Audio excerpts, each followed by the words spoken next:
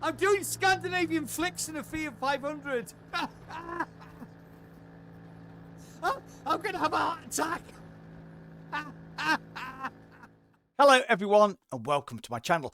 PSVR2 is finally here and I've been playing a lot of Gran Turismo 7 using my shiny new Fanatec GT Pro. The hype is real, so hang on to your hats people. This is going to be a roller coaster.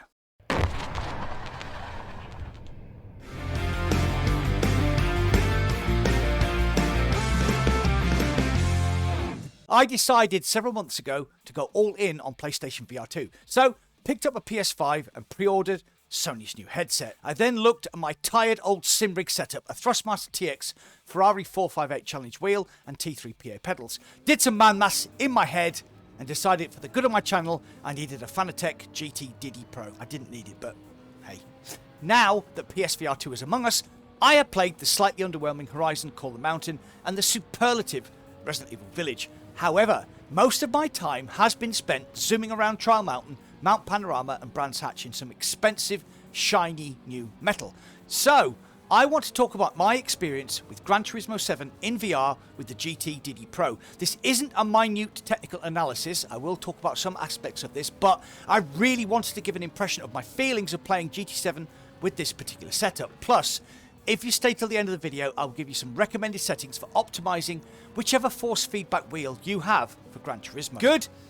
Let's get straight into it then. The Fanatec GT Pro costs £609 in the UK for the base 5Nm model. I opted for the recommended 8Nm package at £750, but then got stung for a further £140 for customs and import tax. So please bear that in mind if ordering from outside the EU. The excitement of unboxing the wheel during my live stream was slightly tempered by the fact there was no mounting bolts included in the package, which I thought was a bit cheap, considering I'd just dropped shy of £900 on the package. The wheel itself feels nice in your hand. Obviously, this is where quality has been cut to fit a price bracket, but not to the point where it felt cheap. It was designed by Polyphony Digital, the people behind Gran Turismo, and includes a bewildering 34-button layout, but you can get by easily as long as you know where the D-pad and the 4 PlayStation buttons are. The pedals are all aluminium construction that look good and feel good quality. The brake pedal uses an elastomer. It felt a bit squishy, but worked pretty well in game. The base unit is a monster block of a thing and weighs an absolute ton. This is obviously where the Fanatec have spent the money. Plus, this is a good starting point for upgrading to a more premium steering wheel and maybe adding a load cell brake pedal at a later date. Any niggles I had melted away though once I actually fired up the beast. The powerful 8Nm power supply gives immediate, delicate feedback that is full of information. If you spin the car and heading towards a barrier, my advice would be to let go of the wheel and let it do its thing, otherwise you may strain the thumb. The feedback is that strong. One of the things I like the most about the GT Pro combined with the PS5 is that you just plug it in, assign the controller and it works. No faffing about with graphic settings or complicated setup procedures, it just works. Those first few laps with the new wheel on a flat screen monitor were sublime. And then my PSVR2 arrived. I shall try to explain my experience and feelings of that moment without gushing too much, but I've been into VR for 7 years now, so I played multiple sim racing titles including Project Cars 2, Assetto Corsa Competizione, and my current favourite Automobilista 2. Gran Turismo 7 on PSVR2 with the Fanatec GT Pro is quite simply the best experience I've had in a racing game. There, I've said it.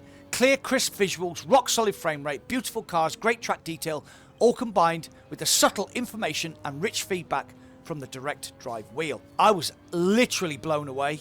One of my favourite circuits is the insane Brands Hatch GP in the UK. Driving my pumped-up Toyota Super GT4 around this serpentine track was an incredible, involving, sweaty, heart-pumping and bloody tough experience. There is nothing else in this world like approaching Paddock Hill Bend at an insane rate of knots, trying to balance the brakes, accelerator, camber change as you jostle with 3 other cars over this infamous crest. I was in second place trying to get my first ever win when I ran wide, put a wheel on the grass and spun the car 360 degrees at the notorious Hawthorne Bend. I managed to scrabble my way back through the pack to finish second, but had to sit back as I crossed the line, breathing heavily, soaked in sweat and absolutely elated. That GT7 Pro can give you a proper workout when running a car right on the edge of traction, and that's what I wanted to concentrate on today. Not the technical aspects of the wheel, the power or the force feedback, but more on how I felt as a sim racer at my favourite circuit, which I have done thousands of laps on, but more on the total immersion and concentration it took to get back into racing after my mistake. Not the game's mistake, my mistake. I want to talk about the visuals of Gran Turismo next, as there has been a lot of chatter on the internet about blurriness and Neewer on the PSVR2. Firstly, if you are getting blurry visuals and you are not wearing the headset correctly, most VR headsets have you jam the lenses as close to your eyeballs as possible, then cinch the strap as tight as you can to your head. The PSVR2 setup is much more subtle, so here are my recommendations. Move the display slider out to about halfway. Place the headset on your head. The rear strap is designed to sit underneath the occipital bone here, the big bulge at the back of your head. The front pad sits on your forehead. Then gently tighten, not too tight though. Then move the display so that the silicon gasket gently touches your face. This should be the sweet spot, and make sure you set your IPD correctly using the headset's inbuilt eye tracking. Now, Neewer. This may appear as a fine mesh or graininess on your screen. It isn't very noticeable on GT7, but is more noticeable on Resident Evil Village. It is a side effect of the PSVR2's OLED screens, and I'll be honest, after playing for over 20 hours on GT7, I do not notice it anymore. Is it a big issue? Not for me, but some people have become fixated on it. For me, the visuals on Gran Turismo on PSVR2 are stunning and really help with immersing you in the racing, and in the end, that is all I'm concerned about. GT7 on Sony's new headset is a beautiful, mesmerizing experience, which I think is hard to beat unless you are willing to spend thousands more on a high-end PC, VR headset and sim racing rig. My PC has an i9 9900KF, RTX 2080 Ti and 32GB RAM, and the PS5 with PSVR2 has it beaten for less than half the price. This is my opinion, however, and as you know, opinions are like buttholes. Everyone on the internet has one. Before I move on to my conclusion, please hit the like button. The algorithm loves the likes. Plus, if you enjoy this content or it has helped you in any way, please subscribe and consider joining my channel membership for custom badges, emojis and exclusive game key giveaways on my community Discord channel. Gran Turismo 7 on PS5 using the PSVR2 and my Fanatec GT7 Pro is an investment that has paid dividends.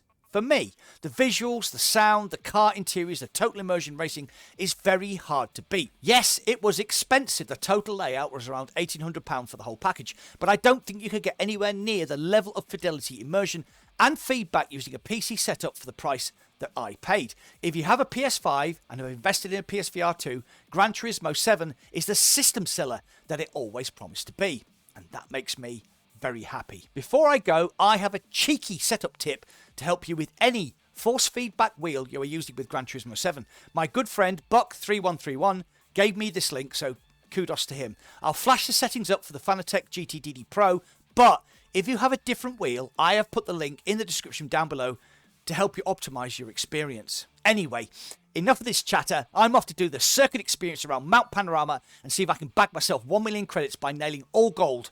Thanks for watching. I'll see you on the other side.